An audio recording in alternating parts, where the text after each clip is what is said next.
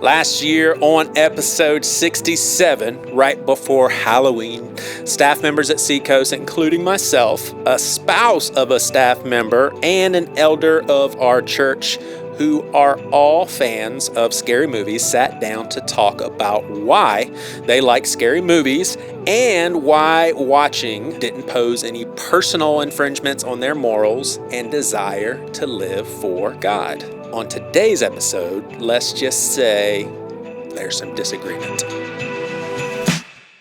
Just because I don't believe or agree doesn't mean I can't learn from you. Why did you have to bring that up? Okay, that one I'm super embarrassed about. Do you like me? Do I like you? Yeah. As an individual or as a podcast? Just as a person. No, I like you. Okay, cool. Yeah. Cool. And I don't have any interest in appearing to be stronger than I am.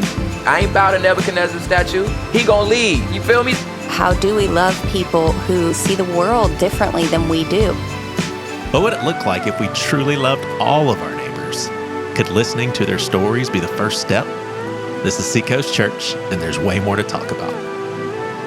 Hey, welcome to the Seacoast Podcast. We're so happy to have you listening. We're here with Lynne Stroy, Jack, Hoey, Amy, Worley, and I get so nervous, Ciarrah Lindsay. He did it! He did it! Good job, Joey. Yeah, awesome. We baptized someone this morning. Just want to give a shout out. I don't know if I recall his name. I asked Pastor Ryan for it. Didn't get it back on text. So want to give a shout out to No Name, all the way from Arizona. A young man, 13 years old, and got baptized here. That is awesome. I want to say they're in town for vacation, but they kind of chose Charleston as vacation because they watch online. I think that's pretty neat. I love that. Did y'all know that I did a baby dedication at the beach one time?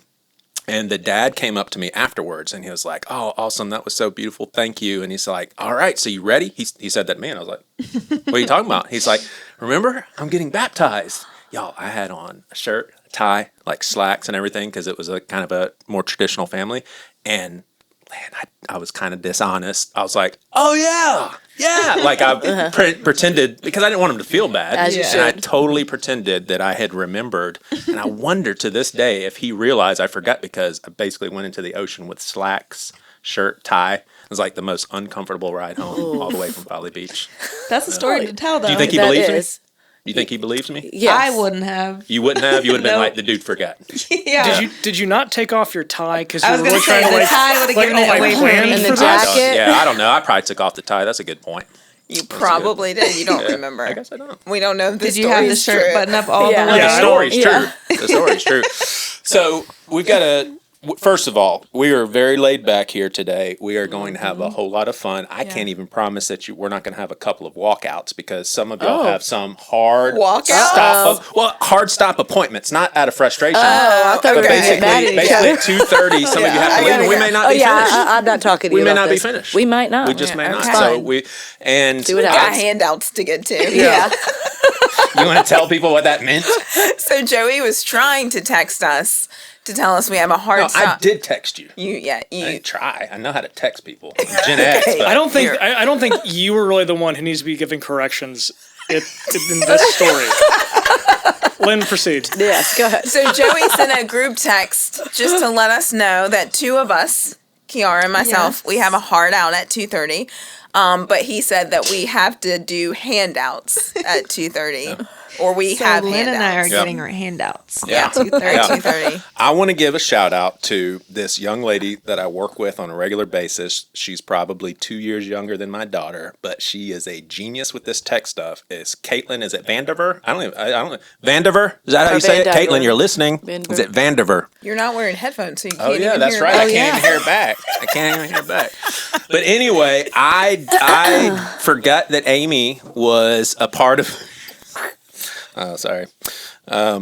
Just kind of lost my concentration here. Why? Caitlin. Why? Mm-hmm. Yeah, Caitlin. She basically... Vandiver. So I accidentally forgot that you were on this... You were on the schedule. And so I reached out to Ciarrah because I was like, I want somebody else there to hear because I have a feeling that Jack and Lynn are going to disagree on some pretty serious topics here. It's going to get intense in here. I wanted somebody else. We're here to help. Yeah. Right. I wanted some... No, not that kind of help. Just chiming in and stuff. Oh, okay. Yeah, they're gonna like each other still. So they gave me the center chair that's Yes. off colored Yes. and Center a chair. handheld mic. Here's the hold your mic. Yeah. Welcome. Feel Thank home. you. Do you want to practice This is host? Welcome totally everybody. planned. Yeah. Yeah, just say welcome everybody. Welcome to the Seacoast podcast, everyone. My name Nice. is Ciarrah. It's so nice to have you on. Oh, keep going. Today we're going to talk about... Go for it. You're doing great. Oh. All right.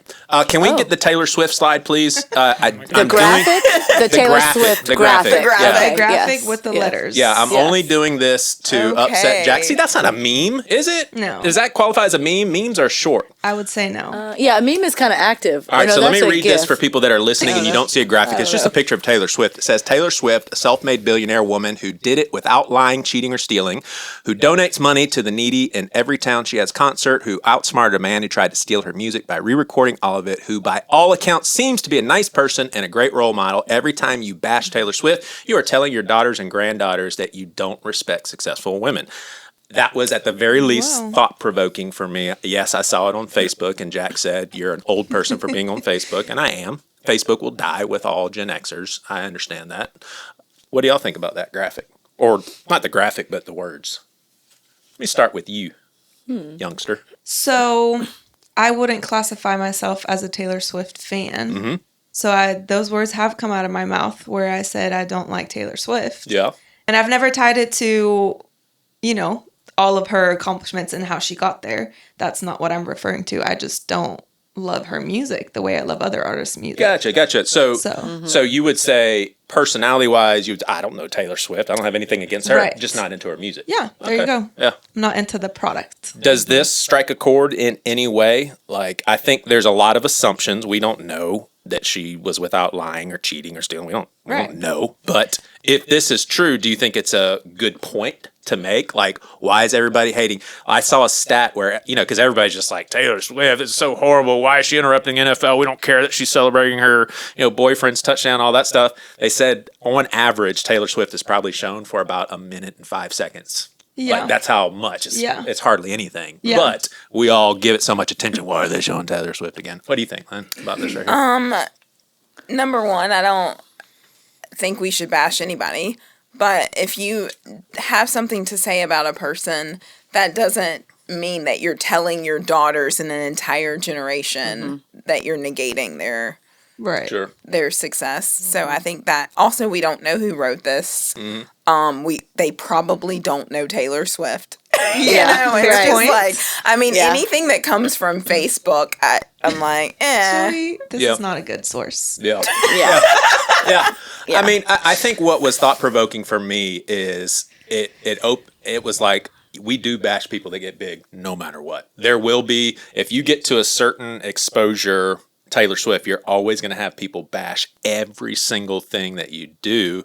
And I think sometimes maybe we need to slow down and be like, what if someone super, super famous, like absolute superstar, what if they're just a great influence? Positive vibes for the community. And, I think you could, I think you probably could dig and, determine whether or not she's generous. I think that would probably be on the record. But anyway. Right. Any thoughts, Amy or Jack? I'm the same as Amy, Ciarrah. I think Jack's confused about why we're even talking about this. Does he even care? Why are you showing me memes from Facebook and asking me what I think? This is what old people do, Joey. Why are you doing this? Jack, how old am I? I was going to say, how far apart are you guys? Apparently, you're about 74. Oh. I'm 47. That's old. Wow. Oh, flip the I numbers got the numbers there. right, didn't I? I have no thoughts about Taylor Swift. This is stupid. Why did you bring me here for I could this? pick any number of successful men from history and say, if you bash them, you're criticizing successful men. That's stupid. It's just stupid. I just think It doesn't mean you should bash her. It just means everything about that is okay, sure, fine, except for the last sentence, which makes all of it stupid. there you go. That's summarized pretty well. And the people who read this, who bashed her, were they like, oh. Yeah, it didn't change anybody's mind. You're right. Right. Yeah. Amy? I would agree with all that because, I do I'm not a fan. I like some of her music, but then actually it was my daughters, 16 and 14. I think it was maybe even the newest one when they actually read the lyrics. They were like, I don't think I want to listen to her music anymore. So, but I don't bash her as a person, but we just choose not to listen to it. Yeah. Because we don't want to. Yeah. All right. Well, That's about it. Cool. But I can't read what that last sentence says, so I've already forgot what it said. Yeah. So that's how much it meant to me. Yeah. Like that's why I was like, I can't read it. I forgot what it said. All right. Well, episode 67. This was last Halloween. We released an episode called "Should Christians Watch Horror Movies?" And I'll tell you that I'm pretty sure, if I remember correctly, Lynne was not able to make it for scheduling.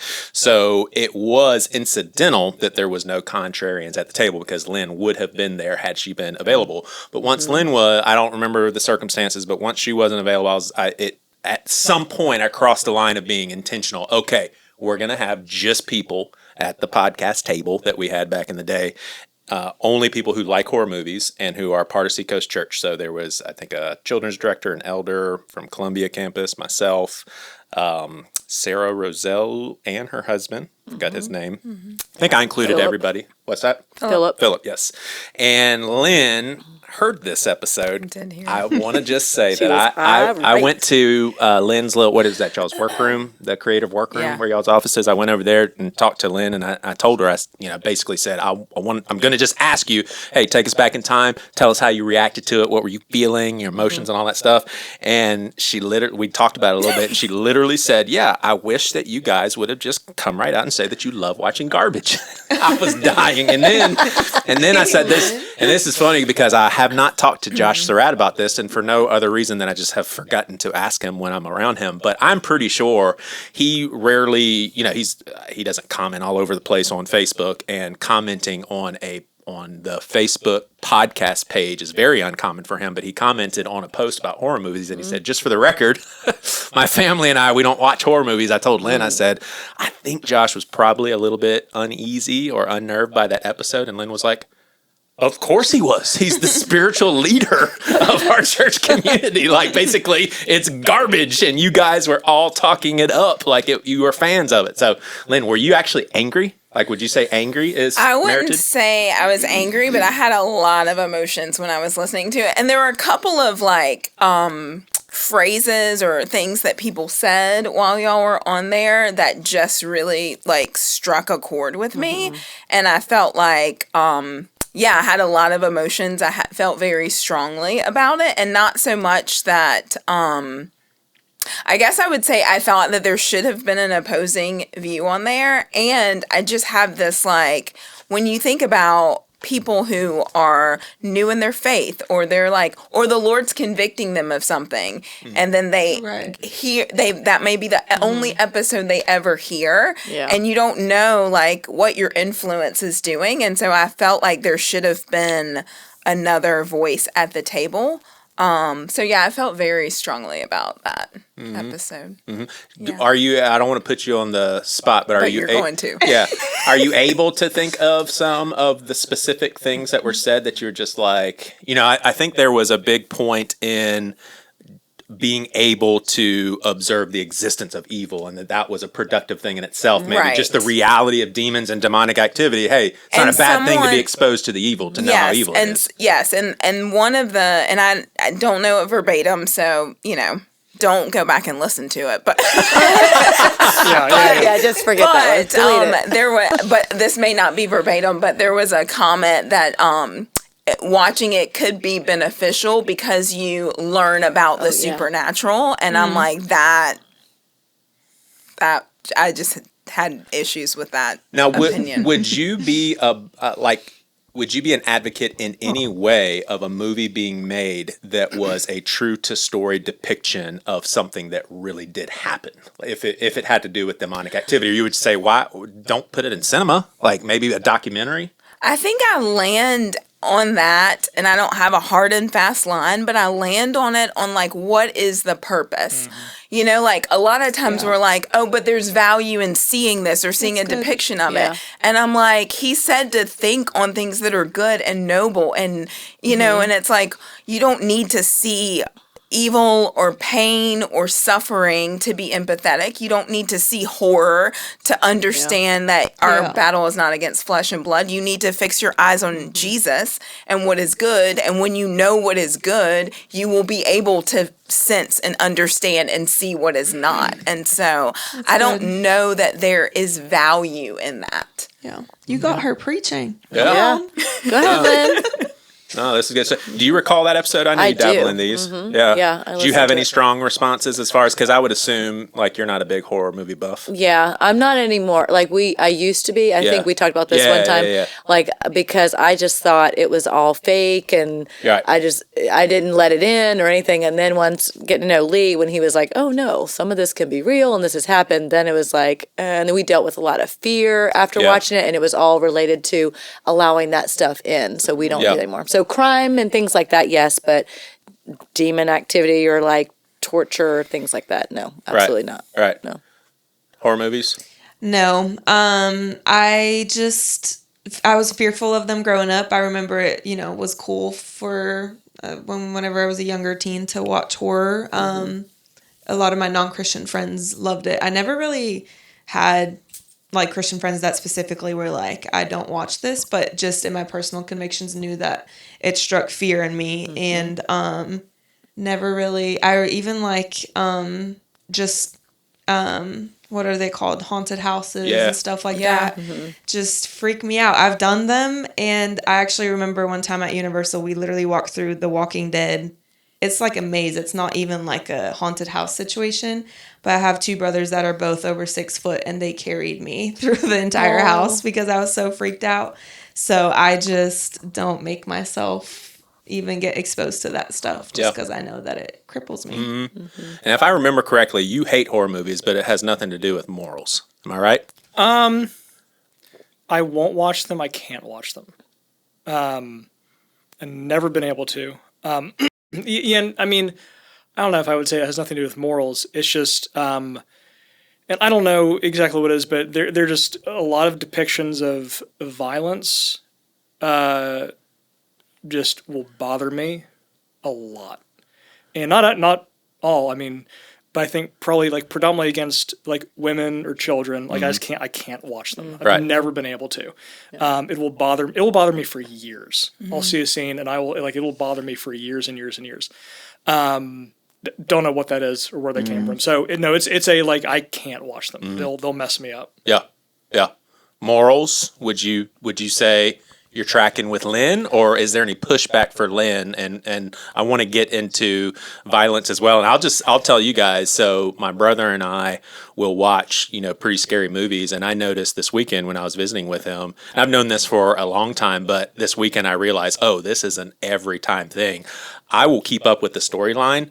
I turn my head for all violence now. And it's not morals. I mean, maybe it's the Holy Spirit, but I just can't see that. But I still enjoy, we watched the last John Wick movie, part 4, which I think you're a big fan of, which Well, is it's not horror though. No, I know. I'm talking violence now. Oh, I see. I got you. Right. So, very much so, extremely violent movie. I didn't see the violence because, you know when it's coming. I mean, it's kind of very predictable. And I'm like, I cannot watch that. But morals with what Lynn was saying, I mean, do you have any pushback or are you tracking with it? No, I have no pushback for her at all. I think, a few things. One, the idea of like, there might be value in horror movies because you can observe. That's just stupid.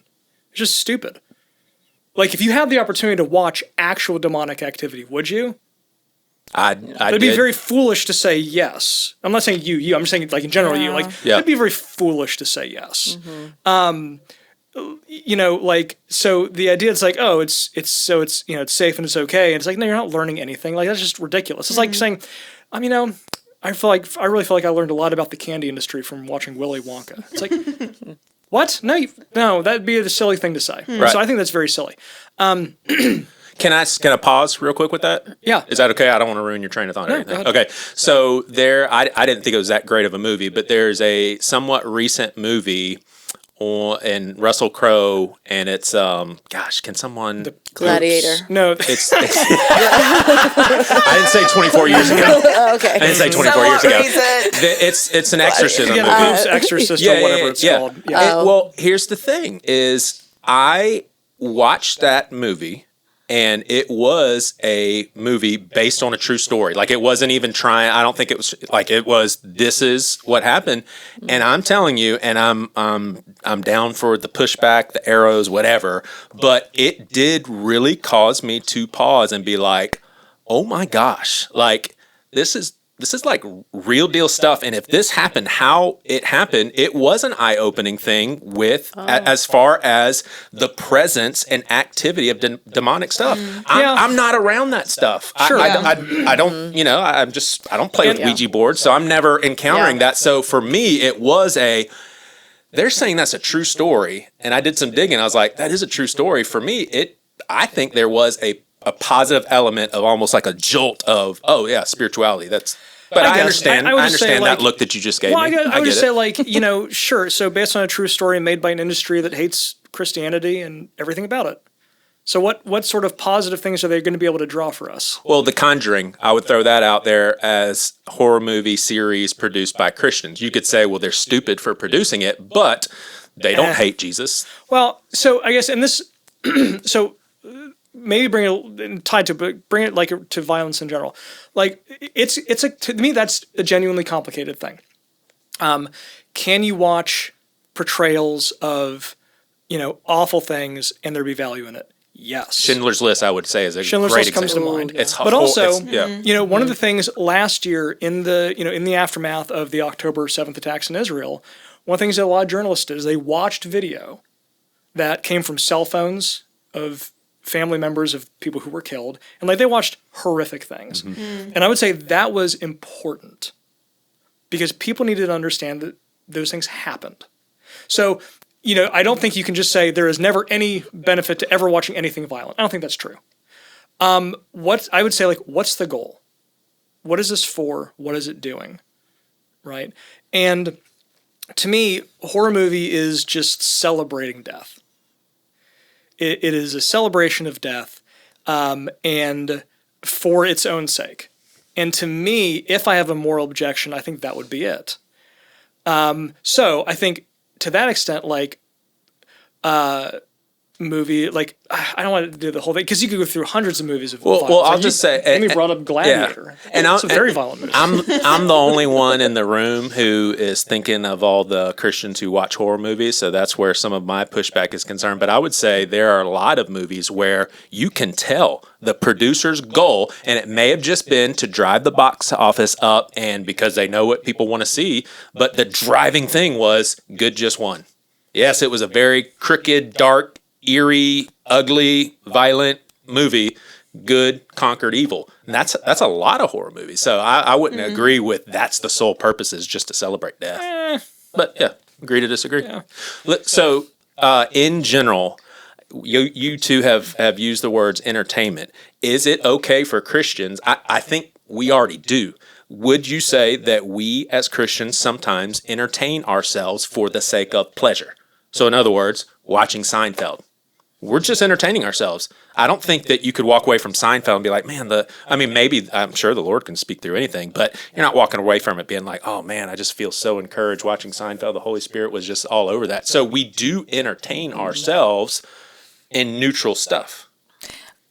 Yes. But you may not. Okay, so I will say does that make sense what I just said? Yeah, it does. The short answer is yes. I wouldn't use the word neutral because Seinfeld is not neutral. Yeah. Maybe a bad example. But I mean, I think that this is where, and this is where the Lord's been working with me over the past couple of years, is like this, I think it's kind of a mindless slipping into entertainment. Right. Like, I think God's funny. Like, laughter is good for the soul, good for the bones. It says that in the Word of God. And so, like, entertainment in and of itself is not wrong. But I think that what we slip into as believers is following culture without thinking about it. And, like, we have this idea of, well, this is funny, and so that's fine. But we don't step back to see, like, is there humor that lines up with the Word of God? Is there humor that's not perverse talk? Is there humor that's not, can I be entertained by something that isn't against His Word? Yeah. And so that, I think that's where I'm like wrestling and falling, is that we don't just stop and say, is there value in this? It doesn't mean you can't be entertained, but what am I being entertained by? Yeah. I think the word mindless that you mentioned is, I think that's where I'm even just in convictions of like how the Lord takes you through phases and he'll slowly peel back things, is just and we mentioned this at the beginning of the episode, but what's the purpose behind it? And I feel like things that aren't even on paper aren't a bad thing to do, whether it's listening to certain songs or watching certain movies. But when you're thinking about it and what the purpose is of serving your life and what it produces in your life, I think that's where convictions grow in my life personally, is how I've seen just things that I was okay with a year ago, where I start to think about how it's actually affecting and producing not necessarily good fruit in my life. And it's that mindlessness is tied to how the Lord and the Holy Spirit convict us with entertainment things. Yeah. I'm about to ask Jack a question he's not going to like. Uh-oh. So, Jack. All right. Joey.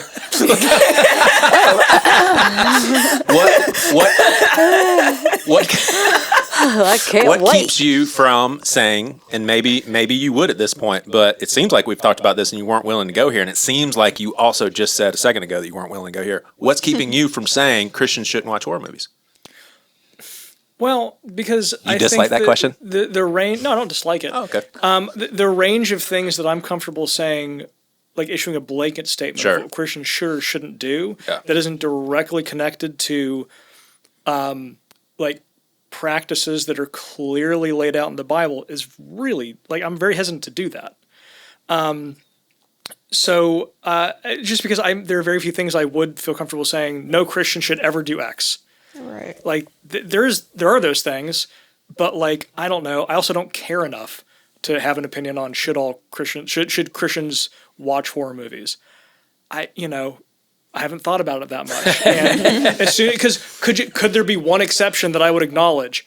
Probably, and then the whole statement falls apart. Right. So that's why I wouldn't say it. Yeah. All right. Well, I would love to turn somewhat of a corner. It's still in the same general topic of entertainment, morals in regards, and this is stuff that we have talked about multiple times on this podcast. But I did want to ask you. So let's see, episode 108. We had that one. What's that? That was a good one. I was one. about to tell you. That just so chill for a second. Sorry. So basically, that's for the listeners to go and listen. Yeah.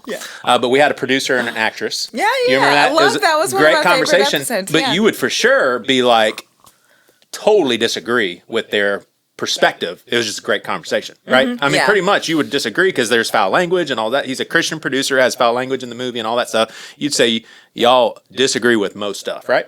Nice. I would say we had differences of opinion. Yeah. All right. So violence, John Wick movies. You're a big fan, right? I mean, you told me you love the John Wick. No, I've watched. No, I've never seen those. You know, John before I said, I need to watch that one.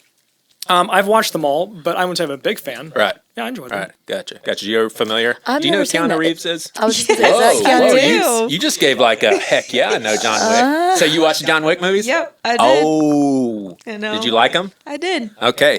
I'm, I love you, Ciarrah, but I'm smelling a little bit of hypocrisy. But that's okay. That's okay. Okay. I'm joking.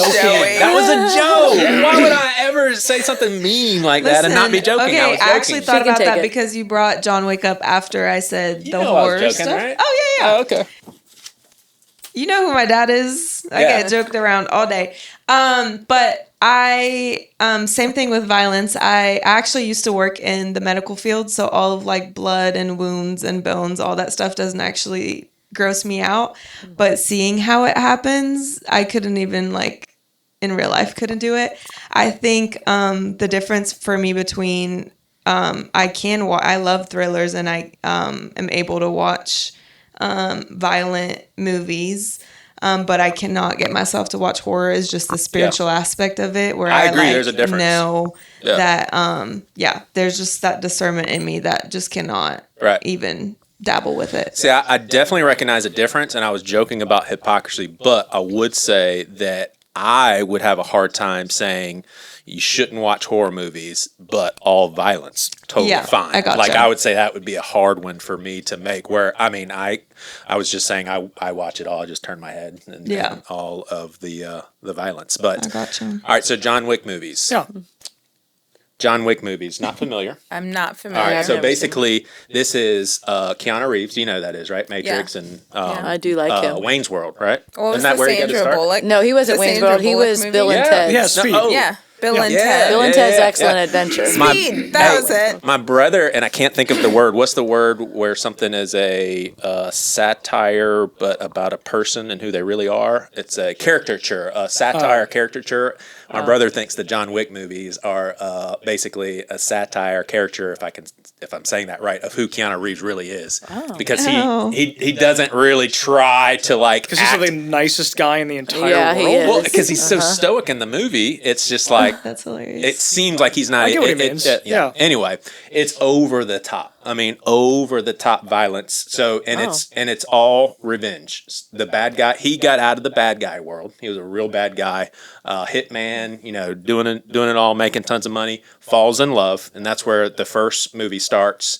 That basically I think his wife is dead. Okay, you're taking forever to explain Yes, this. please do. The first John Wick movie, retired hitman, his wife is dead. He gets a puppy because he wants some companionship. Guys break into his house, kill his dog. So he goes and takes out this whole gang that For killed killing. his dog. Well, okay. Yeah.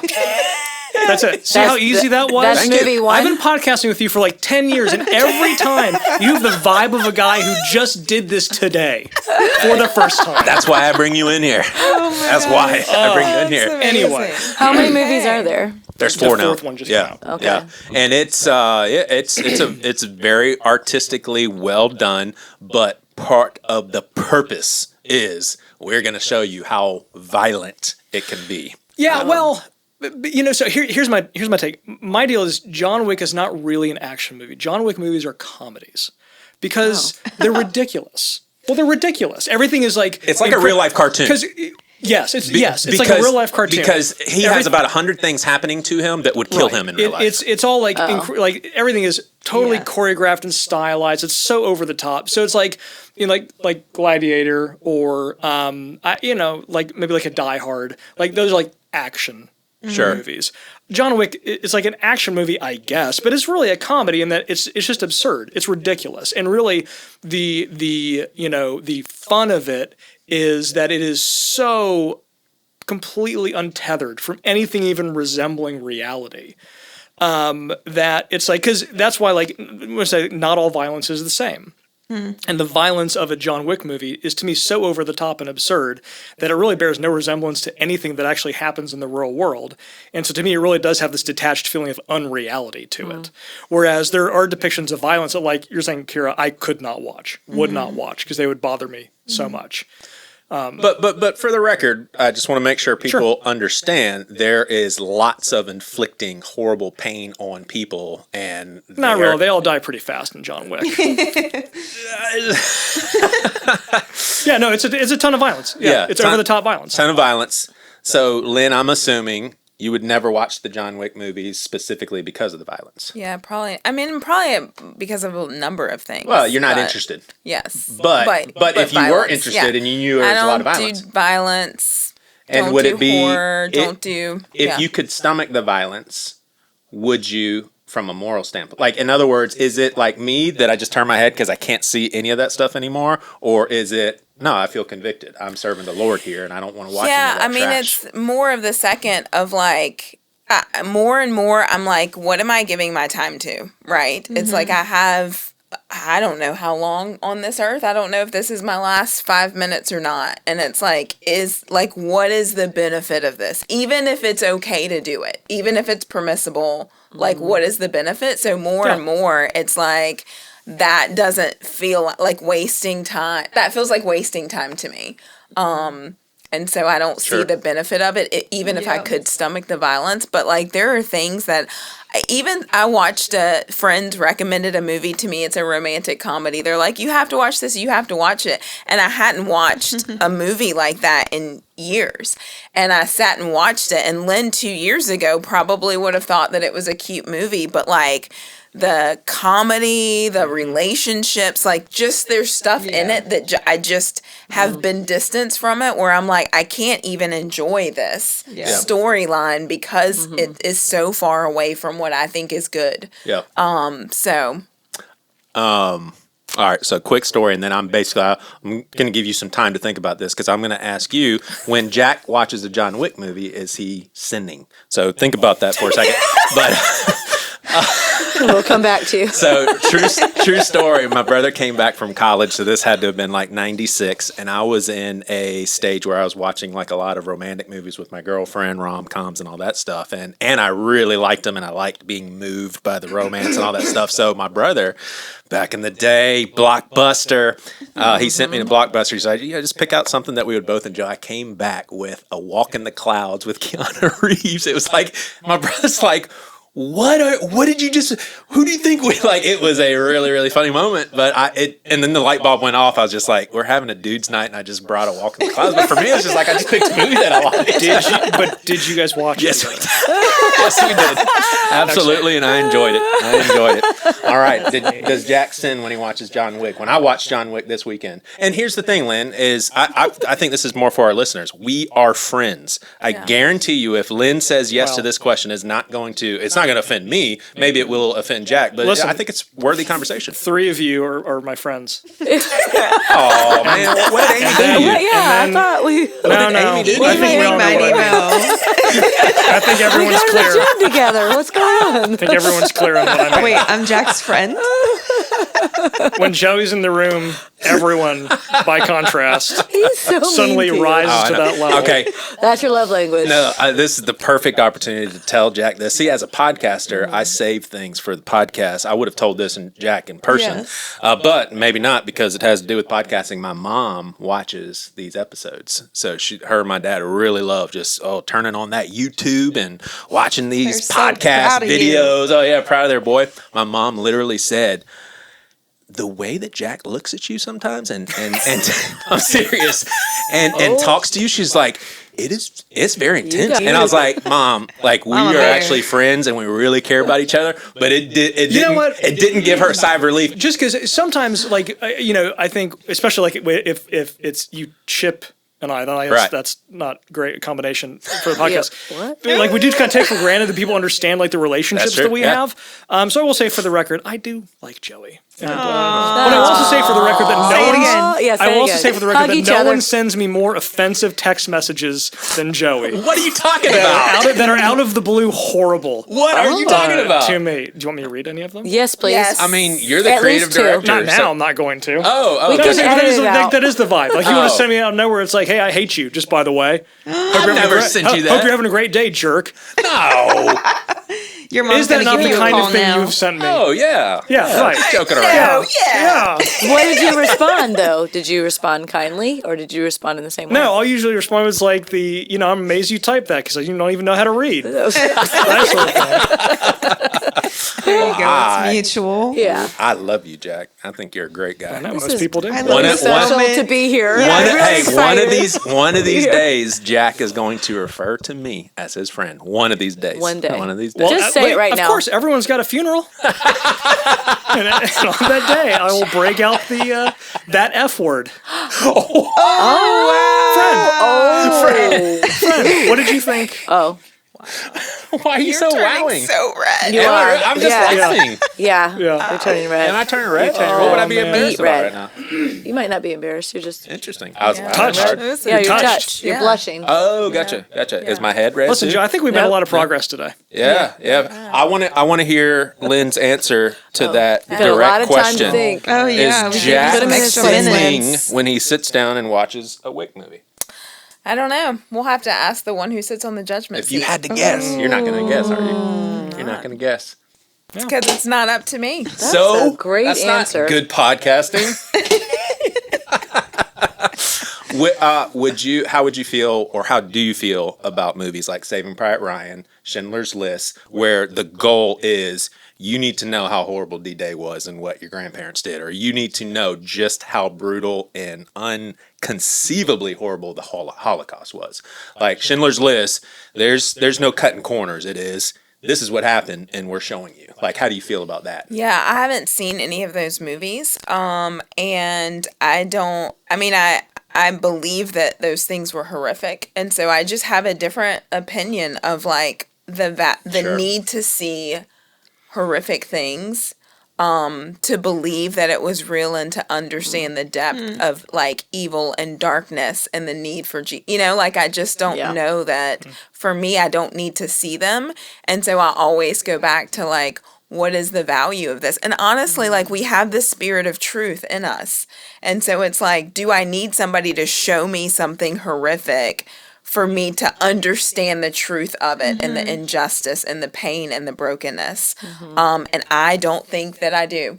And so, like, one thing I'll say about like Saving Private Ryan is, in a sense, like, Saving Private Ryan is infinitely more violent than a John Wick movie, even if the body count is a lot lower, just because it's like, it's real violence. And John Wick is such make-believe, but stuff. It's still extreme. It's extreme, but it's so extreme that it really departs from reality. Okay. Whereas, I mean, anyone who's Saving Private Ryan is like, that's as real as, like, that is an attempt to portray the reality of violence. But you do realize how you describe John Wick's movies is most horror movies. The violence in most horror movies is exactly how you describe John Wick movies. Sure, and like my deal about John Wick movies is everyone who dies in a John Wick movie is basically like a trained assassin. So in other words, perhaps there's something in my brain that's like, that's a person that I'm okay with executing. Dying. Yes. Well, yeah. Well, listen. So if you see someone, there's a reason that Nazis are such a popular villain, because it's okay to do violence to Nazis because of the evils of World War II. Like, there's absolutely something psychological where there are acceptable people to be victims of violence and there are unacceptable people. I mean, that's just a human thing. I do think one thing about movies like Saving Private Ryan or Band of Brothers. I remember, so Band of Brothers, that TV show came out when I was in college. I'm saving it, by the way. I still haven't seen it. I'm saving it. I still haven't seen it. What? Saving it until Waylon, graduates from high school 8 years from now. Well, I remember that came out, and we, like, a bunch of the guys, we would all gather into one of the rooms in our dorm, and we would watch together. And I remember just like this moment where, at one point in one of the episodes, they start saying like how old they are, and we're like, we just had this moment like, that's how old we are. And so I do think one thing about movies like historical violence, like war violence, and I don't want to make a generalization, but I mean, I will, because I think it's true. I do think there's something different for men to watch that, because that's a thing that I might be called upon to do. And the watching that and the awareness of that could have been me. That could be me. Because that is an obligation that is sort of always before every man, potentially.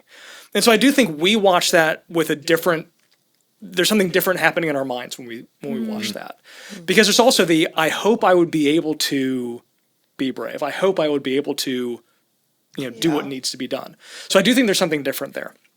The only thing I want to ask is, because it's like this is why I'm is any depiction of violence okay to watch? If the answer is no, then I would submit that there are big problems for the NFL. Because we fill stadiums, and millions of people watch men do violence to each other every week, and it is violence. I've got one of my uncles, in kind of the work that he does, he kind of gets to participate every so often in like charity golf tournaments. And he was telling me, like, he kind of found himself in a room with a bunch of ex-NFL players. And he said it was crazy listening to him, because all of these guys are in there and they're talking about their knee replacements and hip replacements. And these are guys in their 40s and 50s. But because we don't have to see them get hurt on the field, so that's okay with us. Yeah. And so we watch violence all the time and have no problem with it. It's like, oh, well, they're well compensated. Okay. Yeah. Sure. And I don't disagree with that. I'm not saying it's the same, but like, listen, we as a culture are absolutely okay with depictions of violence, real violence. And, I think that if we want to talk about movies, it's like, well, it doesn't need to cross over into, reality. If you've ever slowed down passing a car wreck, it's like, look, did you look? Did you want to see? What did you want to see? Right. Why did you look?